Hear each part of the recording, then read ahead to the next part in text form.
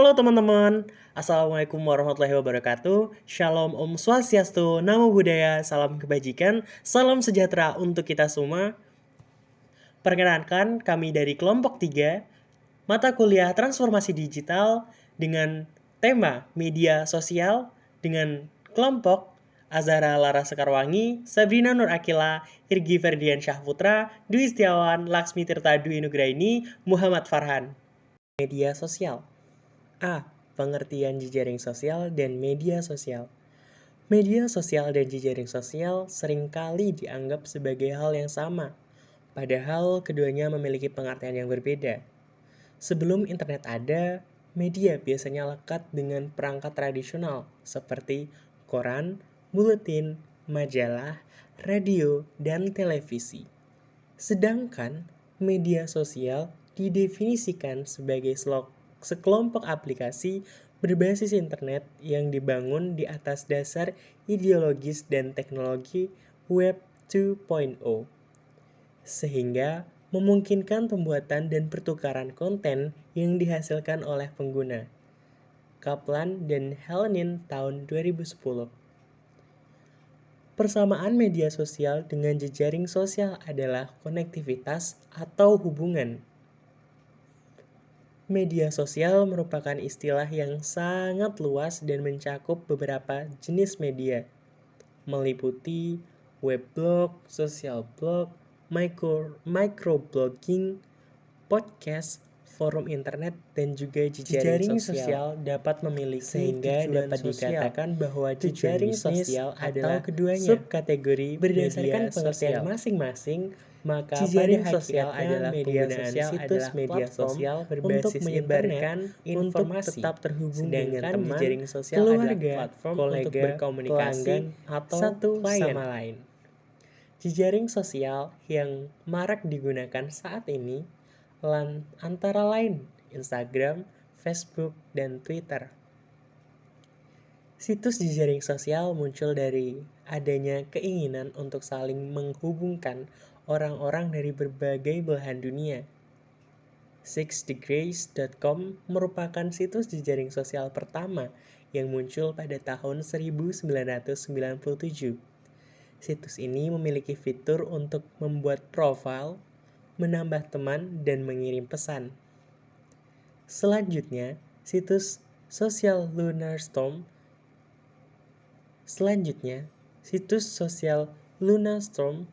LiveJournal, Coward muncul pada tahun 1999 dan 2000. Situs-situs ini berfungsi memperluas informasi secara searah. Crazy.com menyusul pada tahun 2001 berperan dalam memperbesar jaringan bisnis. Friendster sempat terkenal di tahun 2002 sebagai situs anak muda pertama. Situs Friendster ini diminati anak muda karena dapat digunakan untuk saling berkenalan dengan pengguna lain. Setelah Friendster lanjut, muncul jejaring sosial interaktif lainnya yaitu MySpace, Flickr, dan YouTube pada tahun 2003.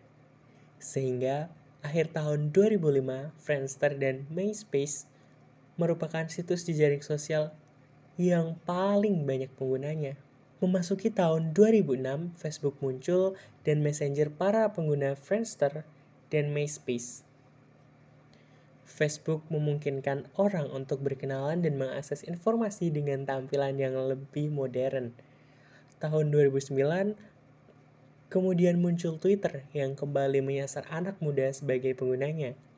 Sistem yang digunakan oleh Twitter adalah mengikuti atau tidak mengikuti, follow, unfollow, sehingga pengguna dapat melihat status terbaru dari orang yang diikuti atau di-follow. Sistem ini juga diikuti oleh Instagram. Situs ini sangat populer digunakan untuk mengabadikan dan berbagi momen melalui image atau video. B. Perbedaan media tradisional dan media sosial. Media tradisional mengacu pada bentuk media massa yang berfokus pada penyampaian berita kepada masyarakat umum atau kelompok sasaran masyarakat. pada media tradisional, masyarakat dapat dikatakan sebagai target pemasaran. Masyarakat merupakan konsumen utama dari media-media tradisional tersebut. Sebagai contoh, satu acara televisi akan mempunyai rating yang bagus apabila acara tersebut diminati oleh masyarakat sehingga memiliki banyak penonton. Ciri utama dari media tradisional adalah komunikasi searah. Berikut adalah beberapa perbedaan antara media tradisional dan media sosial. Yang pertama, focus or purpose. Media tradisional pada dasarnya adalah media berita. Media ini melakukan fungsi mengumpulkan dan menyebarkan berita, dan terus melakukannya. Sedangkan media sosial seperti namanya, merupakan media sebagai tempat orang datang untuk berinteraksi dengan teman, kerabat, kenalan, dan lain-lain. Tidak perlu berbasis berita, namun ada juga sebagian kecil dari media sosial yang dikhususkan untuk pembuatan atau penyebaran berita. Yang kedua, creation and dissemination of content. Media tradisional didasarkan pada prinsip one to many. Editorlah yang memutuskan topik berita, laporan berita mana yang harus diterbitkan di koran hari itu, atau laporan mana yang harus disiarkan di buletin berikutnya. Sedangkan konsumen berita, yaitu pembaca atau pemirsa, tidak memiliki peran dalam pembuatan atau penyebaran konten. Media sosial sebaliknya adalah media yang bekerja berdasarkan prinsip many to many. Setiap individu dapat membuat dan berbagi konten. Ini membuat proses pembuatan konten lebih demokratis. 3. Interactivity. Media tradisional diawasi dengan ketat. Semua komunikasi adalah satu arah, yaitu dari editor ke pembaca. Interaktivitas sangatlah kecil. Sebagai contoh, pada media koran atau surat kabar, pembaca biasanya berharap bahwa surat atau artikelnya dapat diterbitkan di kolom surat di surat kabar. Tentu saja, tidak ada jaminan seberapa banyak surat itu akan diedit sebelum diterbitkan. Interaktivitas ini bahkan lebih terbatas lagi pada media televisi. Sebaliknya, media sosial memungkinkan penggunanya untuk mengomentari konten yang dibuat oleh teman, kerabat, atau kelompok mereka. Semua komentar dapat diberikan secara real time. Hal ini dapat memperkaya konten yang diterbitkan dan memungkinkan orang untuk berbagi pandangan. Yang keempat, speed. Media tradisional membutuhkan waktu untuk menyebarkan informasi. Dalam kasus surat kabar, bahkan dibatasi sehari sekali. Televisi atau radio dapat memperbaharui laporan lebih sering, tapi tidak dapat menyamai kecepatan media sosial kecuali ditayangkan secara langsung. Sedangkan pesan atau informasi yang dipublikasikan melalui situs media sosial dapat diakses secara instan. Yang kelima, convergence. Media tradisional hanya dapat bekerja dalam satu format, baik sebagai cetak atau sebagai radio atau sebagai televisi. Tidak ada konvergensi dalam ruang media tradisional, sedangkan media sosial adalah media yang benar-benar konvergen. Pengguna dapat mempublikasikan konten sebagai teks, audio, video, grafik, atau foto di situs media sosial. Yang keenam, reach and number. Jangkauan media tradisional terbatas pada jumlah pembaca atau pemirsa yang dimiliki oleh setiap surat kabar atau salurannya. Sebaliknya, jangkauan media sosial sangatlah mengejutkan karena media sosial dapat menghubungkan miliaran orang di seluruh dunia. Yang ketujuh, cost of creation. Butuh biaya yang agak mahal untuk mendirikan stasiun koran, radio, atau televisi. Sedangkan platform media sosial memungkinkan penggunanya untuk memposting konten secara gratis. Oleh karena itu, siapapun dapat menjadi penerbit atau penyiar melalui media sosial. Karakteristik media sosial. Untuk dicirikan sebagai media sosial, situs web harus memiliki 7 karakteristik utama sebagai berikut. 1. Web space atau ruang web. Yang kedua, web address atau alamat web. Yang ketiga, membangun profil. Yang keempat, terhubung dengan teman. Yang kelima, mengunggah konten secara real time. Yang keenam, mengaktifkan percakapan. Yang ketujuh, postingan memiliki penanda waktu. Untuk pembagian detail aplikasi berbagi media sosial meliputi kriteria sebagai berikut, yaitu yang pertama, social network, contoh Facebook, Twitter, LinkedIn. Mengapa user menggunakan jenis social network ini? Untuk terhubung dengan orang, brand, atau merek secara online. Bagaimana media ini dapat menguntungkan secara bisnis? Melalui riset pasar, kesadaran merek, memperoleh prospek pelanggan, membangun hubungan, dan layanan pelanggan. Yang kedua, media sharing network atau jaringan berbagi media. Contoh Instagram, Snapchat, YouTube.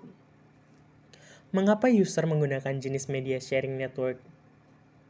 Untuk mencari dan berbagi foto, video, live video, dan media online lainnya. Bagaimana pengguna media jenis ini dapat menguntungkan dari sisi bisnis? Situs media ini sangat berharga untuk kesadaran tentang merek produk, keterlibatan pemirsa, dan tujuan pemasaran lainnya. Perbedaan antara media sharing network dan social network semakin tidak jelas akhir-akhir ini, karena social network seperti Facebook dan Twitter menambahkan live video, augmented reality, dan layanan multimedia lainnya ke platform. Namun, yang membedakan media sharing network adalah berbagi media sebagai tujuan utama, sementara sebagian besar postingan di social network adalah berhubungan berisi teks. Postingan di jaringan seperti Instagram dan Snapchat mulai dengan gambar atau video di mana pengguna dapat memutuskan untuk menambahkan konten seperti keterangan serta menyebut pengguna lain. Yang ketiga, di session forum atau berbagi berita dan ide. Contoh Reddit, Quora, dan Dik. Mengapa orang menggunakan network ini? Untuk mencari berdiskusi, berbagi berita, informasi, serta opini. Bagaimana pengguna media jenis ini dapat menguntungkan dari sisi bisnis? Network ini dapat menjadi sumber daya yang sangat baik untuk menjadi tempat untuk riset pasar. Jika dilakukan dengan benar, maka wirausaha dapat beriklan di sana. Meskipun harus berhati-hati untuk memisahkan antara iklan dan post atau unggahan. Forum diskusi ini adalah salah satu jenis media yang tertua. Bookmarking and Content Creation Network, jaringan bookmarking dan kurasi konten. Contoh Pinterest dan Flipboard. Mengapa user menggunakan network ini? Untuk menemukan, menyimpan, berbagi, dan berdiskusi konten dan media baru dan sedang tren. Bagaimana pengguna media jenis ini dapat menguntungkan dari sisi bisnis? Jaringan ini dapat sangat efektif untuk mendorong kesadaran akan merek, keterlibatan pelanggan, dan lalu lintas situs web. Yang kelima, Consumer Review Networks, jaringan review dari konsumen, contoh Yelp, Yomato, dan TripAdvisor. Mengapa user menggunakan network ini? Untuk mencari, mengulas, dan berbagi informasi tentang merek, produk, layanan, restoran, serta tujuan wisata. Bagaimana pengguna media jenis ini dapat menguntungkan dari sisi bisnis? Ulasan positif membawa bukti sosial pada klaim suatu usaha. Jika ditangani dengan baik, maka pengusaha dapat menyelesaikan masalah dengan pelanggan yang tidak puas. Yang keenam, blogging and publishing network. Publikasi konten secara online, contoh WordPress, Tumblr, dan Medium. Mengapa user menggunakan jaringan ini? Untuk menerbitkan, menemukan, dan mengomentari konten secara online. Bagaimana mereka dapat menguntungkan dari sisi bisnis? Pemasaran konten bisa menjadi cara yang sangat efektif. Pemasaran konten bisa menjadi cara yang sangat efektif untuk terlibat dengan audiens, membangun merek, dan menghasilkan prospek dan penjualan. Yang ketujuh, interest-based network atau berbagi minat dan hobi. Contoh, Goodreads, Host, dan Last.fm. Mengapa user menggunakan jaringan ini? Untuk terhubung dengan orang lain dengan minat atau hobi yang sama. Bagaimana mereka dapat menguntungkan dari sisi bisnis?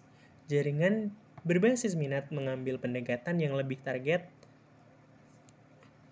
daripada jaringan sosial besar dengan hanya berfokus pada suatu objek seperti buku, musik, atau desain rumah, dan salah satu website yaitu Goodreads. Yang kedelapan, social shopping networks, belanja online. Contoh, Kaskus, Jualo, OLX Indonesia. Mengapa user menggunakan jejaring ini? Untuk melihat tren, mengikuti merek, berbagi penemuan hebat, dan melakukan pembelian. Bagaimana dapat menguntungkan dari sisi bisnis? Merek dapat membangun kesadaran, meningkatkan keterlibatan, dan menjual produk melalui saluran yang baru. Jaringan e-commerce menjadi menarik dan menambahkan elemen interaksi sosial. Yang kesembilan, sharing economic networks atau jual beli barang atau utamanya service. Contoh Airbnb, Gojek, dan Traveloka. Mengapa user menggunakan jejaring ini? Untuk meningkatkan, menemukan, berbagi, membeli, menjual, dan memperdagangkan produk atau layanan di antara bisnis serta pelanggan. Bagaimana dapat menguntungkan dari sisi bisnis? Jaringan ini sering disebut dengan jaringan ekonomi berbagi atau jaringan ekonomi kolaboratif. Dapat menghubungkan orang-orang secara online untuk tujuan periklanan, menemukan, berbagi, membeli, menjual, dan memperdagangkan produk. Yang ke-10, Anonymous Social Network. Berkomunikasi secara anonim.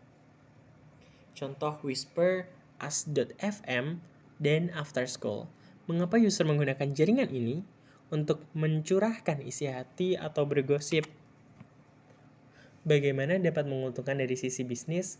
Hampir tidak ada manfaat bisnis dari sosial media jenis ini. Situs jenis ini bertujuan untuk memberikan kemungkinan bagi penggunanya untuk memposting konten secara anonim. Nah, untuk yang selanjutnya, kelebihan dan kekurangan media sosial. Kelebihan media sosial menghubungkan orang-orang dari belahan dunia manapun secara mudah dan instan. Dapat menggunakan laptop dan smartphone untuk berkomunikasi di berbagai platform yang tersedia. Mendukung dalam memperoleh informasi dan berita secara real time. Dapat mengakses berita atau informasi yang sedang terjadi di dunia. Terdapat kesenangan dan hiburan umum. Kekurangan media sosial. Banyak postingan berita atau konten yang tidak terlalu diminati. Dapat menimbulkan cyberbullying. Untuk mempengaruhi kebijakan publik dengan informasi yang mungkin direkayasa atau benar-benar salah. Banyak mendapatkan informasi atau berita palsu dari media sosial.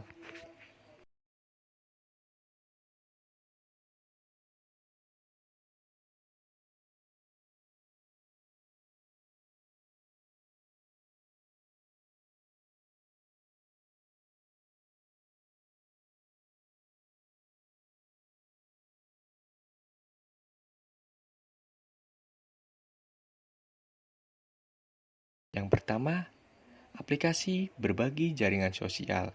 Aplikasi ini biasa digunakan untuk hal-hal yang bersifat personal dan santai seperti interaksi dengan teman atau keluarga. Namun, telah banyak organisasi dan lembaga pemerintah yang membuat akun sosial media untuk mensosialisasikan visi, misi, dan program pencapaiannya. Hal ini dikarenakan dapat menjangkau pengguna secara luas. Maka, penggunaan bahasa dalam menyajikan konten lebih santai, akrab, dan didukung dengan tampilan gambar seperti foto, video, atau infografis lainnya. Contoh aplikasi jejaring sosial di Indonesia, Facebook, Instagram, dan Google+. Untuk yang kedua, aplikasi berbagi jaringan profesional. Aplikasi ini digunakan oleh kalangan akademisi, mahasiswa, dan para peneliti, pegawai pemerintah, dan pengamat. Para pengguna tersebut merupakan kalangan yang sangat berpengaruh dalam pembentukan opini masyarakat.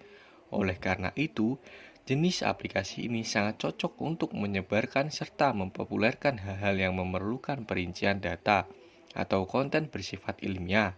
Contoh aplikasi jaringan profesional di Indonesia ResearchGate. Untuk yang terakhir, manfaat penggunaan jejaring sosial.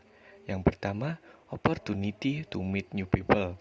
Jejaring sosial memberi orang kesempatan untuk bertemu orang baru di seluruh dunia. Penggunaan situs jejaring sosial memiliki akses ke jutaan profil dari seluruh dunia. Pengenalan profil di situs jejaring sosial memungkinkan orang untuk mengetahui lebih banyak informasi tentang seseorang sebelum mereka berinteraksi dengan mereka. Untuk yang kedua, social networks are user-friendly. Situs jejaring sosial menawarkan cara yang lebih baik untuk berhubungan dengan orang baru daripada saluran internet lain seperti papan buletin dan email.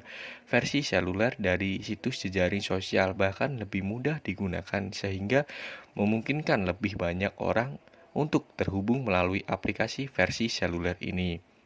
Untuk yang ketiga, join group that share new interests. Jaringan sosial memungkinkan pengguna membuat grup. Grup ini memungkinkan orang yang berpikiran sama untuk berbagi minat dan hobi mereka. Grup bertindak seperti klub yang keanggotaannya terbuka bagi siapa saja yang memiliki minat yang sama. Untuk yang keempat, free to use. Jejaring sosial yang sangat populer seperti Facebook dan Google Plus gratis dan terbuka untuk semua orang. Situs-situs ini menghasilkan uang melalui iklan dan fitur tambahan seperti permainan dan aplikasi lain yang harus dibayar oleh pengguna. Untuk yang kelima, job market. Orang-orang dapat memposting keterampilan, pencapaian, dan pengalaman mereka sebelum di jaringan ini dan membuat diri mereka dikenali oleh rekan kerja, kelompok lainnya, dan bahkan calon pemberi kerja. Banyak perusahaan mulai merekrut orang melalui jejaring sosial seperti LinkedIn. Penggunaan dapat mencari pekerjaan sendiri melalui jejaring sosial profesional ini. Jejaring sosial memiliki andil besar di pasar kerja. Untuk yang keenam, help business to reach out. Keunggulan lain dari situs jejaring sosial adalah karena dapat membantu bisnis menjangkau pelanggan potensial mereka dengan mudah.